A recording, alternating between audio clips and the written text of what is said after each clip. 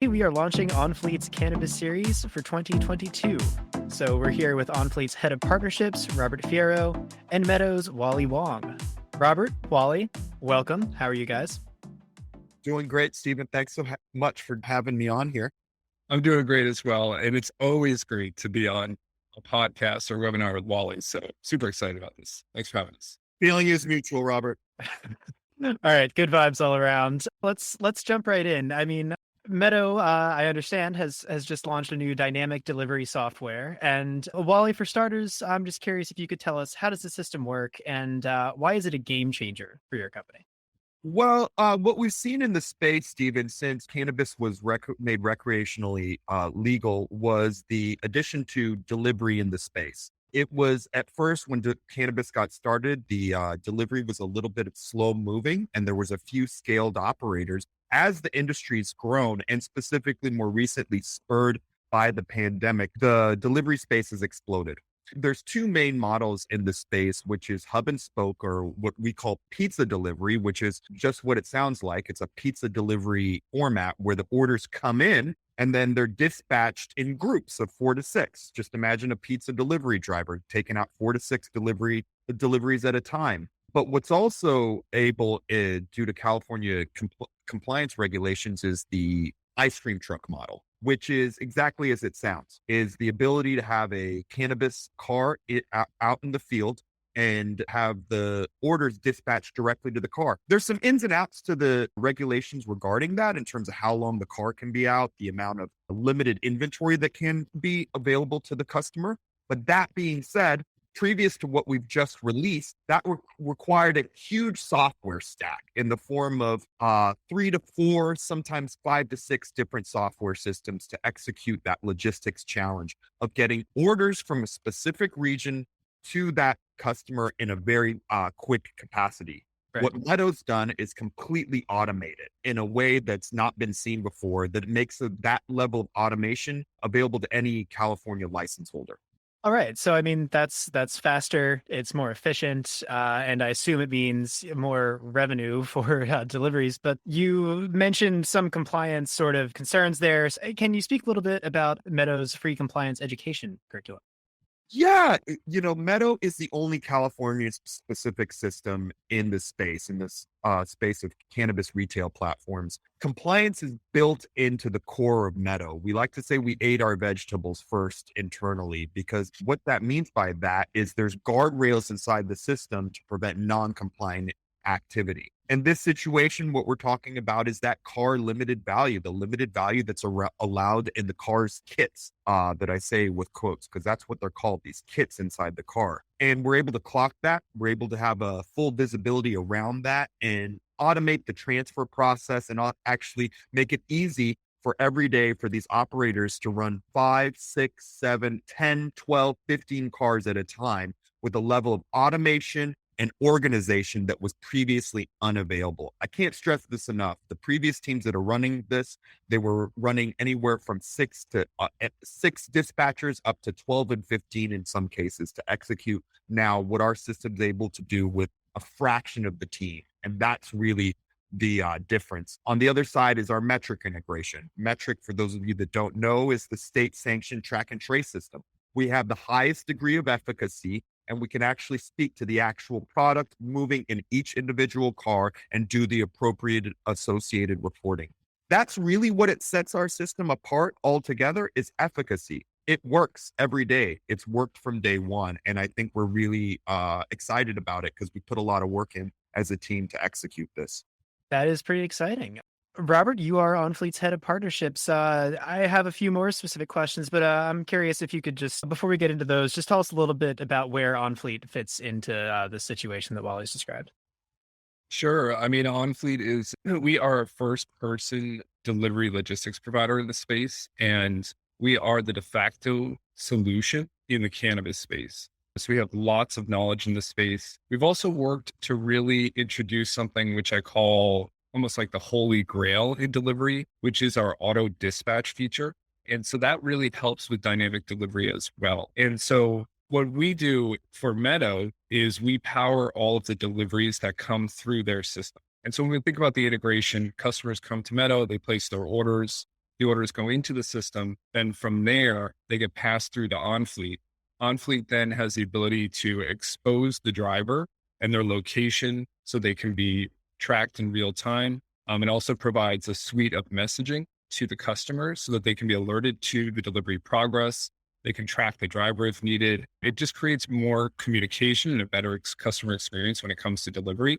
And then, as I mentioned, this auto dispatch feature allows for the reorganization of tasks in real time on drivers, helps eliminate the need for these dispatchers.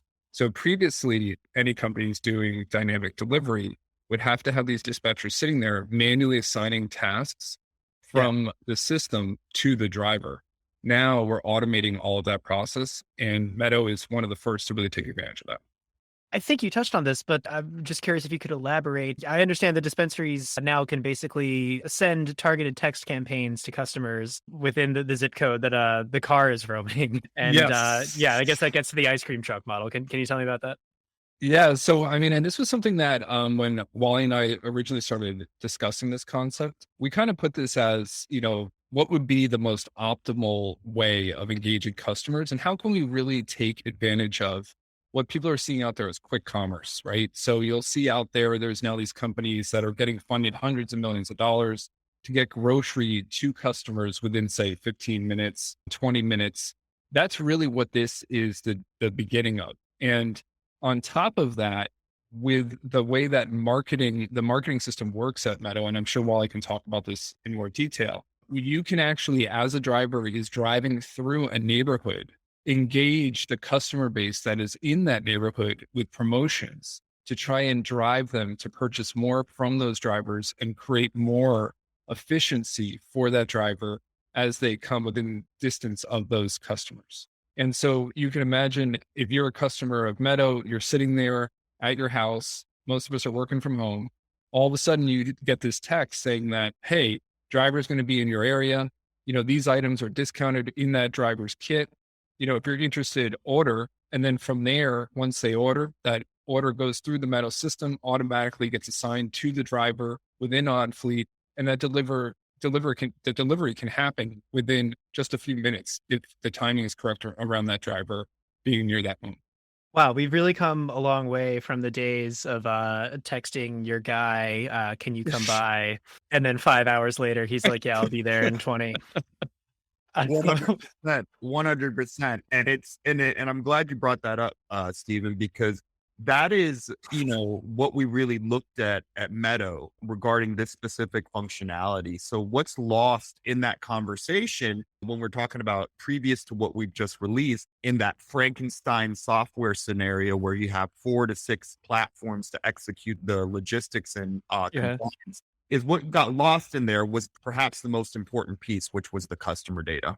So previous to the dynamic delivery, we released probably the most powerful text marketing system in the space with now that we've confirmed the highest degree of deliverability in terms of text messaging. Here's what everyone should realize that's not in cannabis. There's a core problem. We're dealing with a perishable inventory and limited marketing channels due to the cannabis. We really looked at that and we looked at it really closely.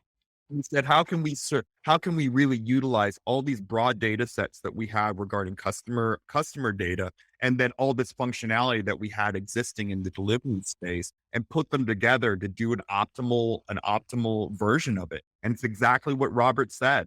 Our operators run leaner. They make more money because they're able to see which items they're not selling and they're able to put on sale and incentivize do true retention strategies through real-time texting in regions. Previous to that, we're talking, no joke, probably about 4 systems to execute what I just said. But in Meadow, it's all on the same dashboard. And we're, like I said, we are proud of it. We think it's a game changer because it gives the ability to any license holder to achieve this sort of scalability going forward. Yeah, so just to clarify what we're talking about, I mean, you're talking about not only sending texts to customers, letting them know that there's there's a driver in the area, but you're talking about actually, being able to look at what's being sold as that driver, makes their rounds and sending texts, putting on sales, and basically making sure that you're selling everything you can at that point, right?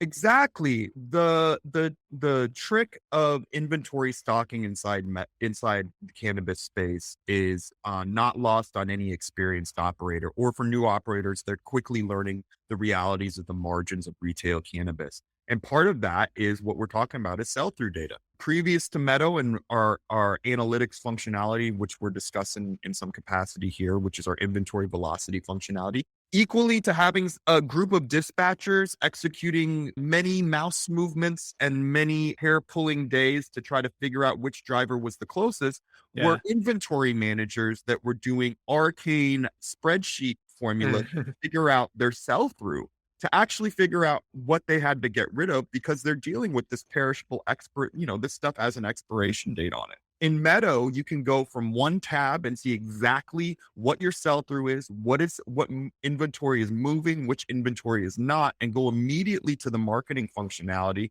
and go do the text marketing to regionality, to a zip code, to customer groups. I mean, any customer data point we can put together right now on Meadow. We can say the customers that shopped in the past 10 days that spent over $150 and bought only vapes or a specific product itself, and execute a text marketing campaign while the driver's in the field. And that is really when we're talking about a suite and an ecosystem of doing cannabis better and faster and selling more of it. That's what we represent now in the space. And we've done a lot. We've done our homework to achieve it, because the other part of it is we can't do it. As Max Estale says, the head of our compliance, and he's so right. We ate our vegetables first, and we have the best, highest level of compliance efficacy in the space. And because of that, now we can do the cool stuff. Now we can do the stuff that enables this sort of adaptability and flexibility. Yeah, and I know that we already spoke a little bit about compliance, but Robert, I wanted to bring you in. What does Onfleet provide on that front? How can it help companies ensure that they are staying compliant?